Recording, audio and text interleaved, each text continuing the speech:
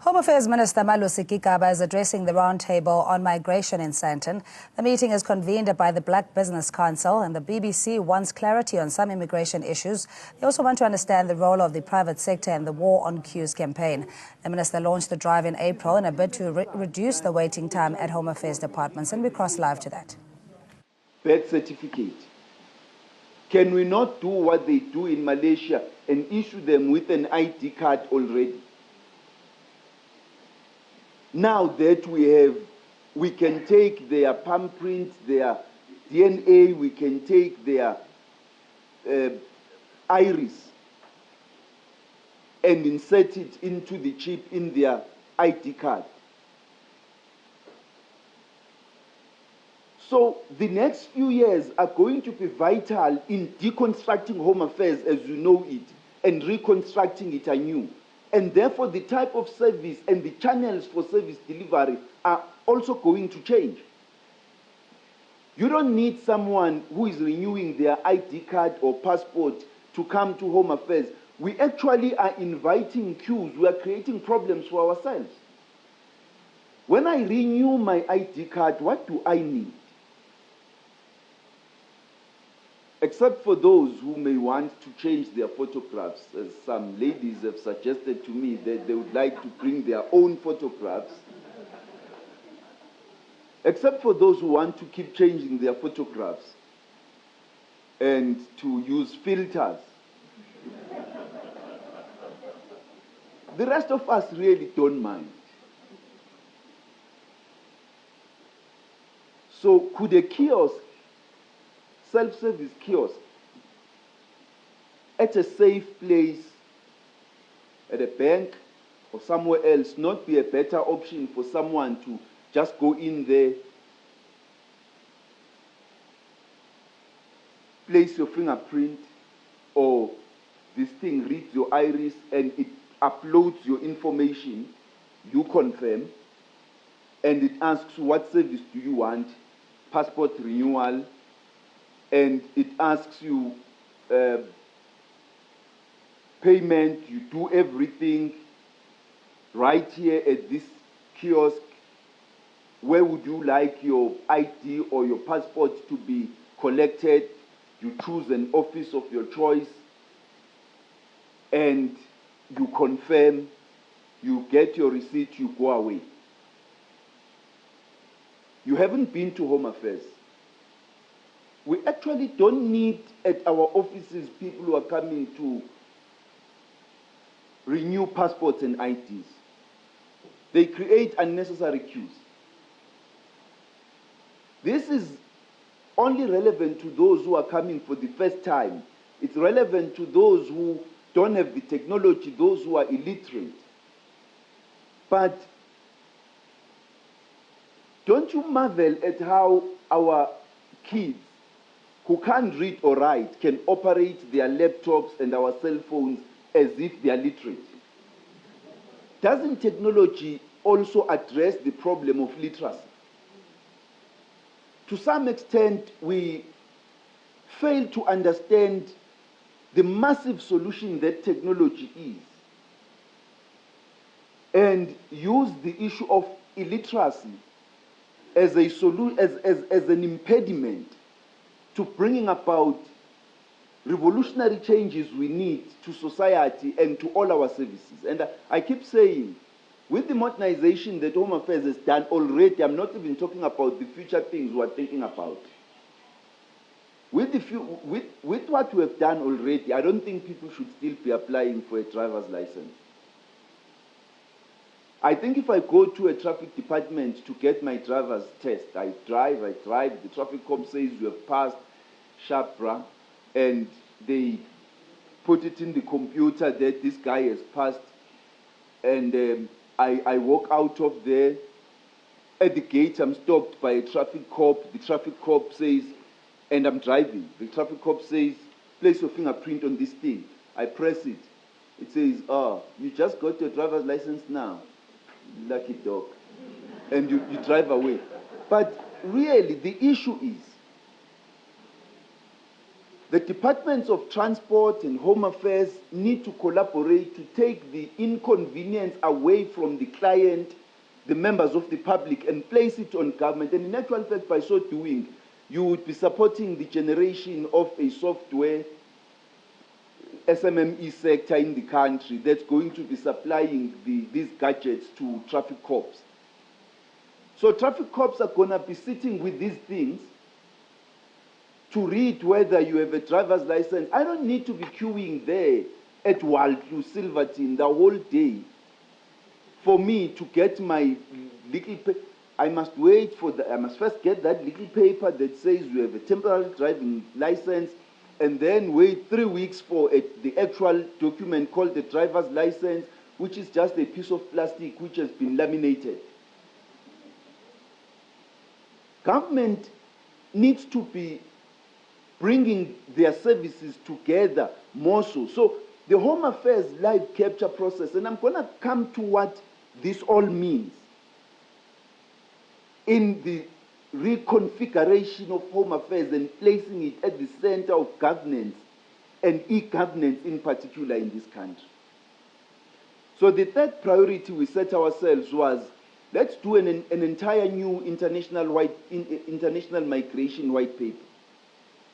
The one we had before had run its course, it had become obsolete, it couldn't respond to new challenges of critical skills, of SADC, particularly the migration of low-skilled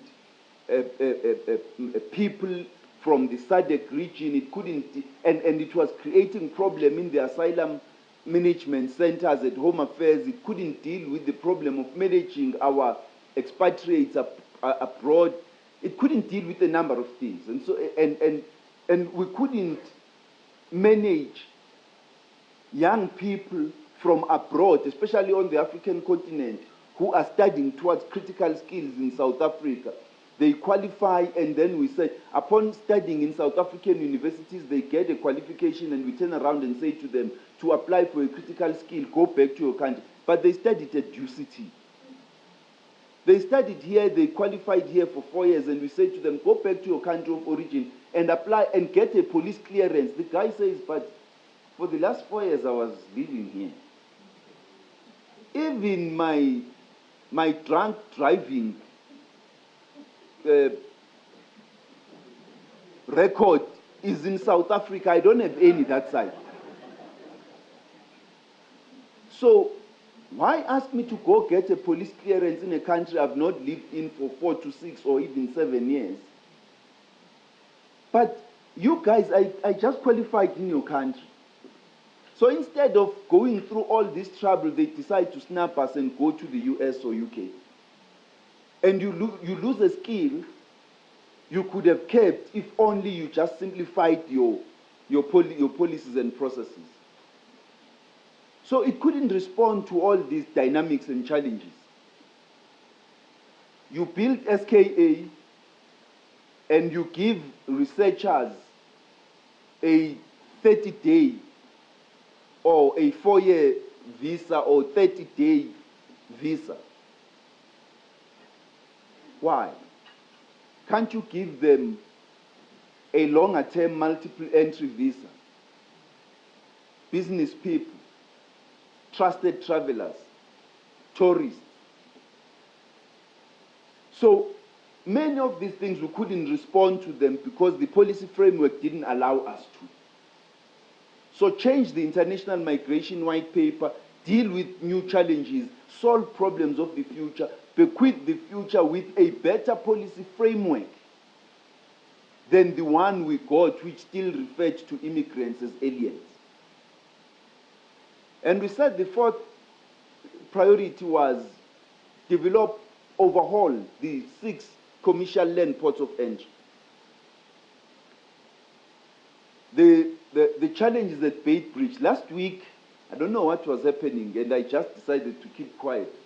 I was having a lot of complaints about Oshu. Long queues, different people, long queues at Oshu. We've been dealing with the problems at Maseru, problems at Bait Bridge, problems at Libombo. But Even if you want to introduce a one-stop border post at Maseru Bridge, the way the border gate is configured makes it impossible for you to introduce a one-stop border post. The technology can't function properly, and so on and so forth. You don't have proper accommodation. You go to Bait Bridge, the configuration of the border gate is completely outdated, will not help us to facilitate trade, to move trucks quickly, to scan the containers quickly, to ensure that we can facilitate people quickly, to have state-of-the-art modern technology to scan, to process the movement of people. So take these 6 commercial land ports of entry, completely overhaul them in terms of physical and systems infrastructure, and ensure that you have new state-of-the-art ports of entry. And then make sure in the process of that you establish, so that you don't establish a state-of-the-art port of entry and then only later establish a one-stop border post. Just make it happen all at once. Resolve these problems and not have a problem going forward. And the 5th challenge was to establish a border management authority. We would prefer our visitors, like in every household. Now, my late young brother and my late nephew, and may their souls rest in peace, had a very funny tendency at home of never using the gate. No matter how open it was, and actually you could remove the gate if you wanted to. The 2 boys preferred to jump the fence. For some reason, I don't know how it helped them, but they just preferred to jump the fence all the time. And they are lucky because we didn't have an electric fence at the time. We would prefer everybody who is visiting us to present themselves. Knock at the door. Introduce yourself. Let's let you in. Don't sneak in and we find you here already. You know, every country would prefer that. So the Border Management Authority has to ensure that it manages our borderline and works with the Defense Force with regard to the air borderline. And so we're working towards finalizing that. Now, let me, as I try to run towards concluding, say, over the next 5 years, because we've done a lot of this. The new white paper is there. We are now going to be processing the legislation, overhauling the migration legislation, as well as the Refugee Act. We have issued the RFQs. Now, these guys know the technical terms for these things better. Me, I'm a politician. I make the policy. They run with the things. I think the RFQ has been issued for the port for the ports of entry. After that, there will be RFPs. The transaction advisor was appointed, managing the process. Of course, I've said to the DG, I want very firm, unambiguous black economic empowerment in the process.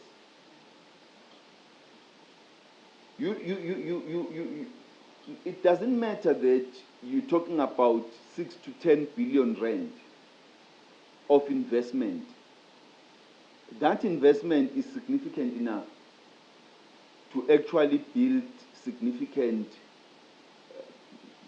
black players, and they are there in infrastructure, in network services, and so on. We need to ensure that they are there, and so we should, in the next 2 years, begin the process of the actual physical construction of in these ports of entry. The Border Management Authority should be finalized hopefully by the end of the year, and we start the actual process of setting it up in terms of leadership and so on. The modernization process continues into the future. Front office improvement continues into the future. It will never stop. But what I think Home Affairs must do in going forward, as well as carrying forward some of the tasks of the 5th administration, as we move into the 6th administration, what Home Affairs must do is to create a center of excellence in terms of management. Something which I think we don't have. We haven't paid sufficient attention to that. A center of excellence in terms of management, where we not only recruit the best of the best managers, especially for the front office, but we also codify our experience in that regard into a learning tool that we can use as a department going forward, but also as a government generally. I think Home Affairs going forward should embark on channel expansion so that the branches of the department are not the only channel for services. We already have the branches of banks, about 14 at the present moment. We should be adding 20 in the next few months. We should expand those as soon as the PPP is signed off between the Treasury, the banks, and ourselves to more. But we should not end there. We should go further to say, what other channels for services should we introduce? My problem often with government is that the red tape makes it difficult for decisions to move speedily. It's taken over a year for Home Affairs to get a simple PPP signed off. Banks are waiting, Home Affairs is waiting, but for us to get a PPP approved takes over a year. Things which need to be moved quickly take forever. Decisions which must, because everybody wants to flex their muscle and make a decision. Shift paper from this desk to that desk to that desk, and so that everybody feels important.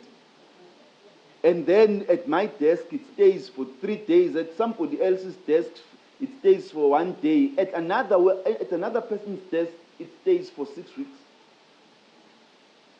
It's the biggest frustration. If we can cut that thing in government, it would be the biggest achievement ever. But one of the problems is that government, you know how your East Asian countries developed? It was not on, it didn't take place over 5 years. It took place over 20 to 30 years. It took place over half a century of persistent and consistent work. The vision transmitted from year to year to year to year to a point where they achieved the current level of development. No. For us, one minister does this, the next minister changes it and introduces something different. And it makes it difficult for visions to be carried through. And it confuses the public service because officials don't know. They don't know whether we should take this guy serious. They actually don't even know how long you're going to be here anyway. So they're not sure whether they should take you serious, they should apply their energies, or when you leave, probably soon, someone else will come up with something else that really is going to be, that's going to change everything. Sometimes one person comes with a vision, the other one comes with no vision. but make sure that they kill this one that exists. So that's the biggest problem that the ANC as the ruling party needs to address. Because a vision cannot be carried by an individual. It must belong to the institution so that whoever the individuals are, the vision becomes sustainable even if the individuals become unsustainable. Whether by natural attrition or unnatural attrition, the vision must remain sustainable. So the department must come up with new channels for delivery quickly, and in so doing, it must know that it has the support of other departments who must support it in ensuring that decisions are taken quickly and implemented. The third priority for Home Affairs, which must start effectively in the sixth administration, is the repositioning of the department.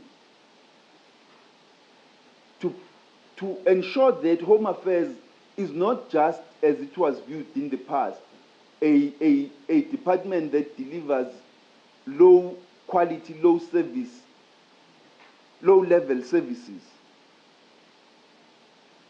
but it becomes a department at the very center of economic development, national security, service delivery, and governance and administration.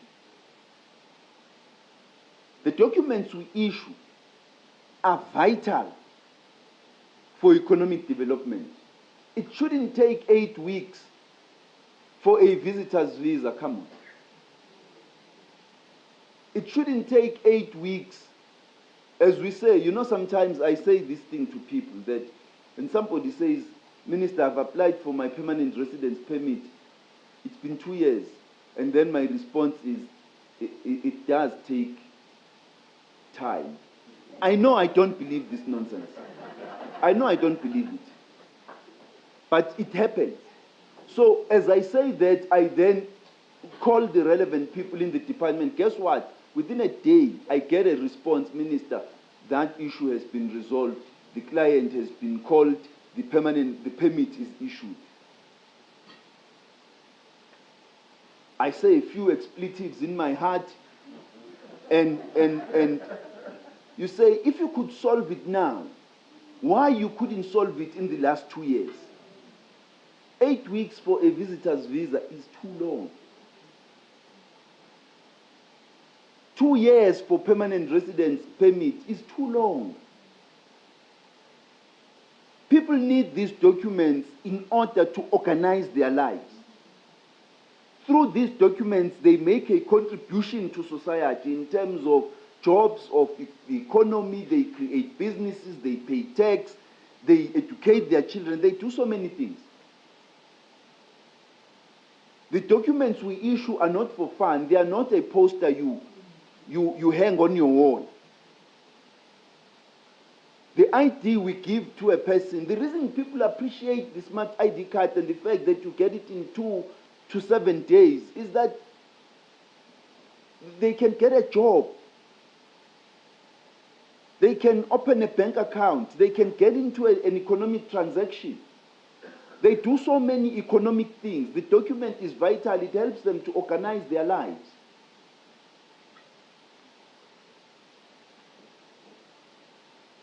But the facilitation of economic development doesn't end with the documents we issue. The management of the National Population Register in itself is vital for businesses, especially in the finance and security and in the finance and the insurance industry. Those in the credit services, to be able to verify the identities of their people live in real time, so that you don't have you at risk of being declared dead by your relatives in order to claim your insurance. By the time we sort it out at Home Affairs, your insurance has already been claimed and used. But people sometimes can take long just to have their dues paid out to them, because it takes time. It used to take time. It doesn't anymore. It used to take time for their identities to be verified. We've been working with these industries, the Sub-Brick, Sazria, and various other institutions, to ensure that people's identities are identified and in real time, live. But that management of the National Population Register is vital in that regard, and it can be vital in even more regard for government departments. I've made an example of the Department of Transport, where a person doesn't have to take a day off to go apply for an ID at Home Affairs, another day off to go apply for a driver's license at the Department of Transport. All of these things can be managed within 15 seconds to 30 minutes. Within 15 to 30 minutes, I meant to say, and the person's life continues. The Department of Housing doesn't have to lose houses to people who are not South African, who convert them into spaza shops, and the genuine owner of the house now goes back into an informal settlement and re-establishes the queue for housing in another province and gets another house, renting out that one, or they have sold that one for a pittance, to go join a queue, and the Department of Human Settlements doesn't know, cannot verify. So Home Affairs is vital in ensuring that the economy of the country goes through proper identification of the people who are around, and ensuring that we enforce that at least 60% of all employed people in any industry are South African.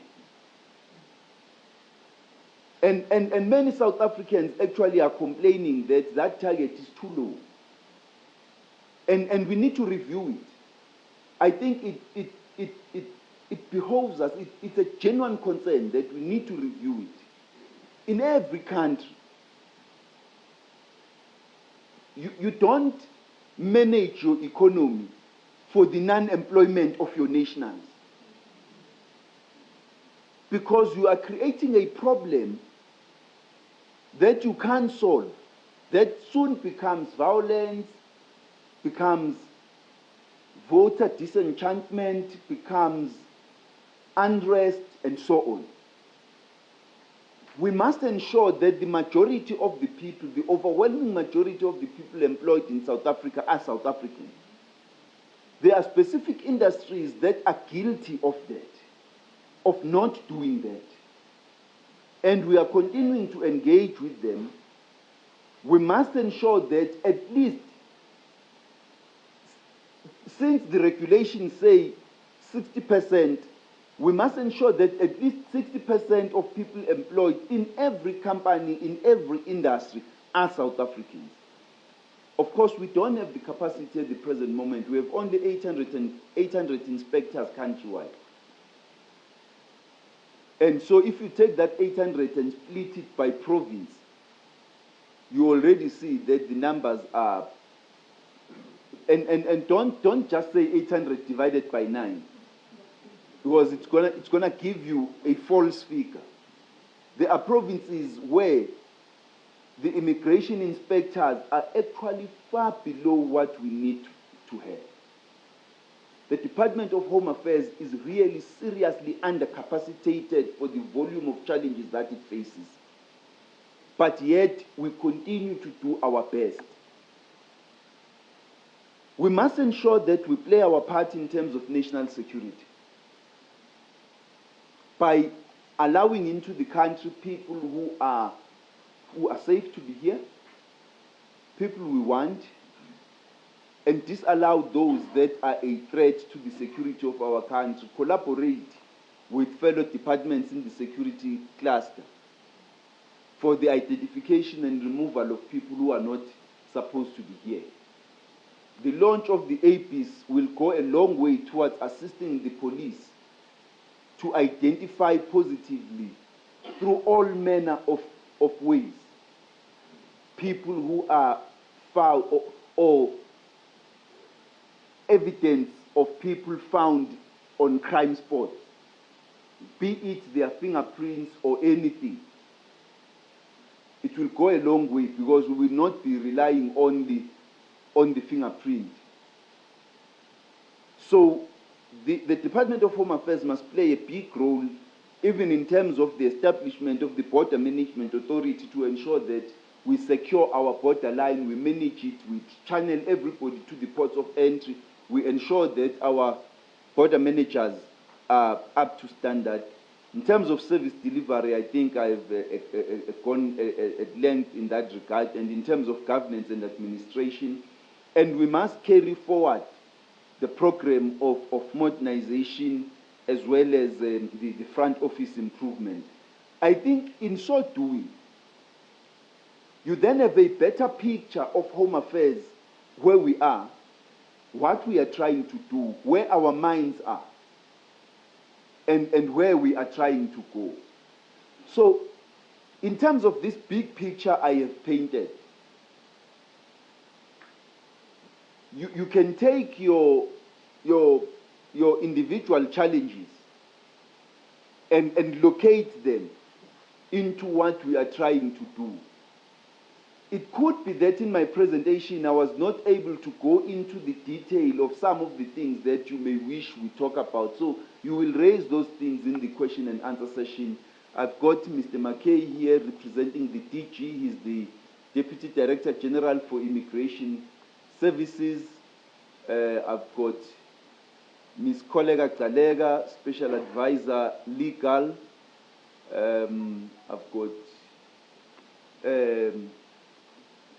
I've got the Ntumeni from IS. I've got the team from IS sitting over there. I've got I've got many people, others from Immigration Services.